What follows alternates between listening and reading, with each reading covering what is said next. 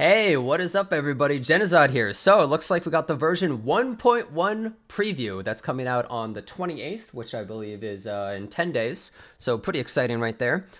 Dear Rover, to give you a sneak peek into what we have in store for you in future updates, we'll share the latest adjustments we're making to the game via developer's message before each new version's launch. Okay, pretty sure every game essentially does that. Here's what to expect in the new version. New tuner synthesis feature to address the issue of low-grade tuners piling up in your backpack during the late game, introducing the tuner synthesis feature in 1.1 update. I think I have 2,000 of these purple ones. It seems as though 5 of them equals one of the premium tuners, so it's a little bit expensive having to use 10, I feel. No, it takes 5. I see. They have 10 and it takes 5. Okay.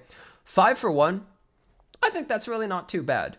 I hope that they just give us more tuners in general, because when you're really careful with gear and you're just upgrading to +5 or +10 to be kind of careful and see like, oh, does it hit defense? Does it hit something good that I actually want? You start to run out of tuners really, really quickly. Obviously, people who are newer to the game are going to run a lot more out of XP, but tuners become a huge problem when the really late game hits. Okay, increased Union XP rewards for unlocking new Echo entries. The leveling experience and unlock the late game content earlier for all players. We've introduced Union XP rewards for unlocking new entries of Echoes as version 1.1. Additionally, we'll retroactively, this translation's a bit interesting, Core Games Classic, reward the Union XP for the number of Echo entries you've unlocked during the version 1.1, 1.0 update. So we'll get maybe a ton, maybe just a little bit of XP. We're not entirely sure. But that's really helpful to players overall for leveling. Higher cost range for Echoes rewarded for activity points. Heard your feedback about the high variability of the cost range of Echo rewarded by gaining acquired activity points in Guidebook. To improve your experience, we've removed cost 1 Echoes from the activity points reward pool. Now only 3 to 4 Echoes will be rewarded. Okay, I mean, that's just like your little daily reward. Cool, I guess, but not really a big deal. Databank level cap raised. After 1.1, we'll get level 21. All Echoes dropped will be guaranteed to be 5-star rarity. Thank you. Thank you very much. This is huge, actually. I think every single player is tired of getting purples. It says 40% or 20% chance of getting purple, 80% chance of getting gold, and yet I seem to get purples sometimes 3 times in a row. So thank God we're getting rid of that crap. New fun in Mount Firmament Echo Transformation. Get ready for some fun. In select areas of Mount Firmament, you can now transform into the Echo Clang Bang to explore the area. Huh. So I don't know if I'm going to add more of this in the future, but I guess now we can just turn into weird other Echoes. They're going to add more transformation Echoes. I don't know if that's a good or bad thing, because it'll be a pain in the ass if you actually have to equip that Echo every time, or if it's just something you have on your toolbar, right?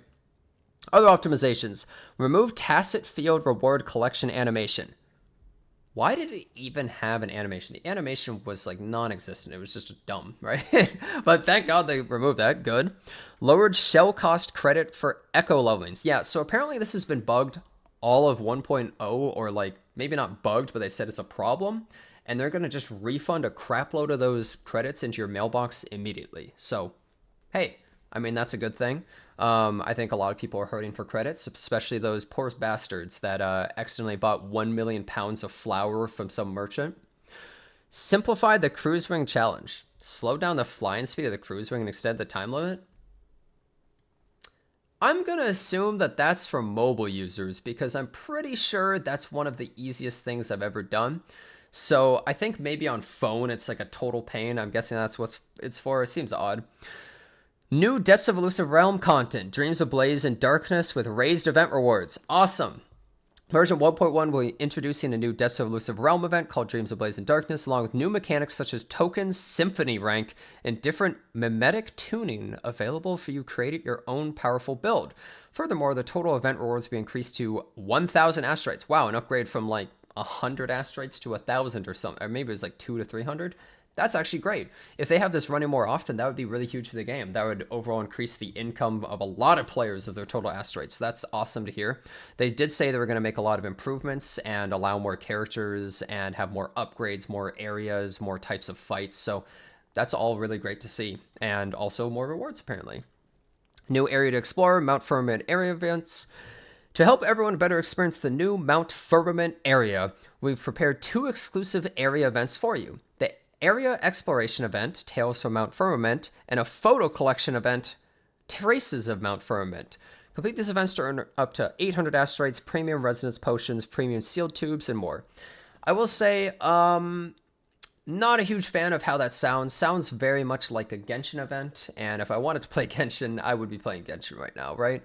But I guess we'll have to see how it shakes out, but I hope that their future events become a lot more interesting, or at least a lot more hands-on with things to do.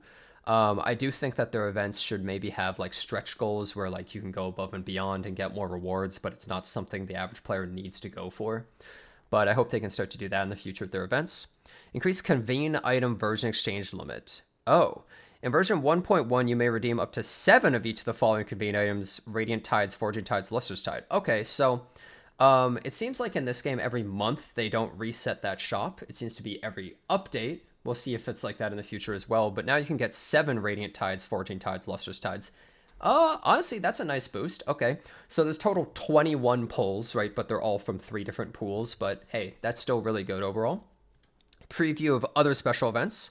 Besides the optimization and tweaks mentioned above, 1.1 will bring a bunch of other cool events your way. The 7-day login event. Oh, it might be like Honkai Star Rail where we get a 10 pull. That sounds great. Featured commission event, Lalo campaign. That sounds very much out of Honkai Star Rail as well, if it's the commission stuff where you just get like free things basically.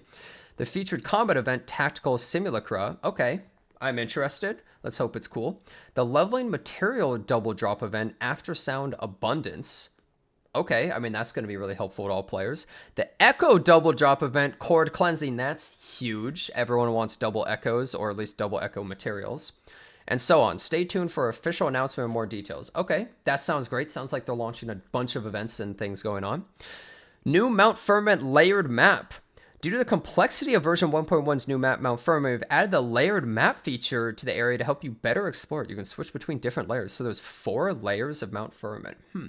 I wonder if that means like it might look small on the map, but it's actually really big because of the layers. Hopefully, we'll see. Due to the volume of work involved in creating a layered map for all areas, the layered map for other areas in Jinzhou will be released in future updates. Interesting. I guess we'll have to see how that actually shakes out. New area quest progress after 1.1 update. You can check your progress for certain map areas. Okay, expanded detection range for loot mapper. Okay, they're just making it bigger. Still probably won't be able to detect some of the stuff. Yeah, they just say it's going to be bigger. It won't be able to detect chests under rocks and stuff. New Resonator Gallery feature. You can check all the resonators you unlocked in the gallery. Okay, I was surprised they didn't have a feature like this on launch. It just seems like a basic thing to see, like info of things that you own, right? Or things that you don't own to see what they look like. You can also check all the dialogue of completed main quests and companion stories in the gallery. Oh, that's actually nice. So you can actually see what you missed, I guess. Not that, well, not that I really care. I'm not the audience for that. Level requirements lowered for some main quests. Okay, cool. People can blow through that stuff a little bit faster. More number and type of guidebook activity point quest. Okay, they're just making it so you can complete your dailies sooner, because some of the dailies would suck where it's like upgrade an echo, or one of them was like upgrade a weapon. Like, what the hell kind of daily is that? New combat style tags. So it makes it so you can see characters' combat styles easier, like how they're supposed to be played. Okay, nice for people who don't quite understand some stuff. Sorry, this page is a little buggy. New chat system style. Are you going to be able to type in Genshin Impact in the chat now? Or I think you couldn't type like Pal World and some stuff too. It seems not. Add a new camera adjustment settings in the controller mode. Okay, that sounds great, because the camera is probably your worst enemy. Locky 2, or whoever the hell's holding the camera behind your back, sucks at it in a lot of fights. I'm not sure if these are going to help. Change controller mode shortcut key. I can't even remap the buttons on my controller. Oh, enabled remapping for certain buttons on Sony PlayStation controllers. Hey, look, perfect. And making it consistent with Xbox. Thank God. If you have any feedback or suggestions, submit them through surveys, etc., etc. Well, I did a survey recently. I'm sure a lot of you did. And hopefully the survey is actually going to be listened to. The 1.1 update sounds pretty good overall. You know, new area, a bunch of new stuff. We're going to be getting Jinshi and Changli, 2 new resonators a lot of people are excited about. But here's the problem, right? This is the same thing with Genshin, where an update comes out, people quickly do the story quests or whatever, run around the area really quick, realize there's not much to do, and then you go, all right, well, that was kind of all right, but I'll come back later. So I think something that this game really needs to do is add something that really hypes people up every single update.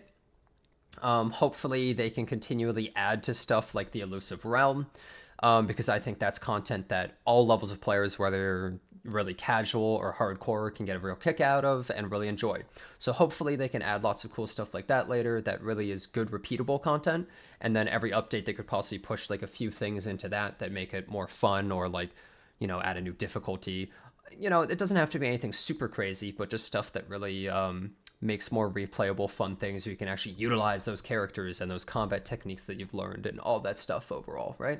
So let's hope that they actually do that in the near future. But hey, the game had a rocky start at the beginning with performance issues, all that other stuff. If they're able to actually push out 1.1 with little to no problems, that is a huge win for Kuro Games, because it's relatively unheard of to actually not only have issues at the beginning, but then be like, all right, guys, we're pushing the update early, because that can cause all sorts of problems. So if they can actually do this without a hitch, and they're working on the next stuff, and it'll come at a decent time, then hey, I think this will be a big win for them.